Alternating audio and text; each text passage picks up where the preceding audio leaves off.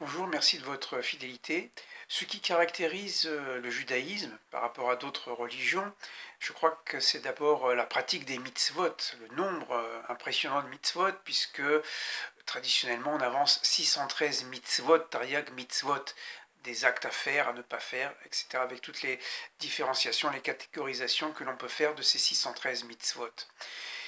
Dans le monde juif contemporain, qui respecte ces 613 mitzvot. D'abord, on ne peut pas les respecter parce qu'il y a beaucoup de règles qui concernent le temple, qui concernent le roi, qui concernent la terre d'Israël, si on ne vit pas en terre d'Israël. Enfin, beaucoup de règles qui étaient valables à l'époque et qui ne peuvent plus être appliquées aujourd'hui.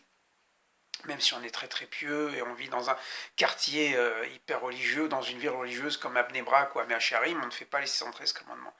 Quand même, il serait intéressant de savoir mais quel est le minimum commun dans la tradition juive qui permettrait d'unifier et de fédérer la pratique juive.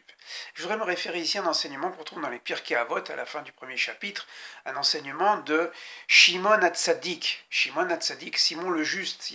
À l'époque, il n'y avait pas le titre de rabbi, on dit simplement le nom de la personne, Shimon, et comme il était vertueux, on appelait Shimon HaTzadik. Aya Knesset Agdola, il était un des derniers membres de la grande assemblée qui avait été instaurée par Ezra au moment du retour de l'exil au 5e siècle avant l'ère chrétienne.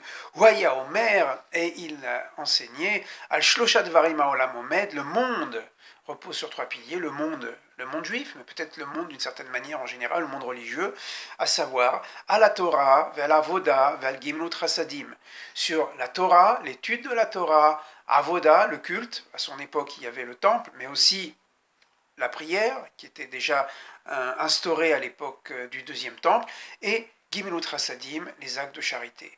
Voilà, si on doit trouver un dénominateur commun de la religion juive entre toutes les tendances du judaïsme, des plus orthodoxes aux plus libérales, c'est-à-dire celles qui veulent s'adapter au monde d'aujourd'hui par rapport à la considération, le statut de la femme, l'évolution des connaissances, de la technologie, etc., eh bien, nous avons ici un triptyque qui peut servir de base. L'étude de la Torah. Voilà. Qui ne peut pas étudier la Torah, qu'on croit en Dieu, qu'on ne croit pas en Dieu, mais la Torah aussi c'est un livre de la culture juive. En Israël, il y a beaucoup de personnes qui étudient la Bible uniquement parce que c'est la Bible, parce que c'est le livre de la tradition d'Israël. C'est un livre qui est passé dans le monde par le christianisme, d'une certaine manière par l'islam aussi. Donc, apprendre, et vous voyez, la première valeur, c'est l'étude. Ensuite, eh bien, la prière. Bon, vous allez me dire, voilà, si on n'est pas religieux, on ne peut pas faire la prière. Mais dans certaines familles, même quand on n'est pas religieux, par exemple, on fait le kidouche le vendredi soir, on participe à l'office de Kippour, voilà. Bien sûr, si on est, disons, catalogué ou engagé religieusement, bah c'est un minimum de s'adresser au bon Dieu, le remercier de la vie, lui demander telle ou telle chose. Voilà la relation entre l'homme et Dieu. Et la troisième, c'est Gimilut Rasadim, les actes de générosité. Là, ici, Shimon HaTzadik ne mentionne aucune mitzvah. Il ne dit pas qu'il faut manger kasher, il faut faire le Shabbat. Étudier, connaître la tradition, de préférence en hébreu, la prière, établir la relation avec Dieu, et Gimilut Rasadim, faire du bien autour de soi, là où on peut faire du bien. Bien sûr, il ne faut pas faire de préférence, disant je choisis ceux de ma communauté, ou non, les pauvres qui sont autour de nous, les institutions, voilà, Gimilut Rasadim, donner le bien, exactement comme on dit que de Dieu, qu'il est Chesed Verachamim, il est bon et miséricordieux, aussi à l'image de Dieu, nous devons aussi agir de la sorte.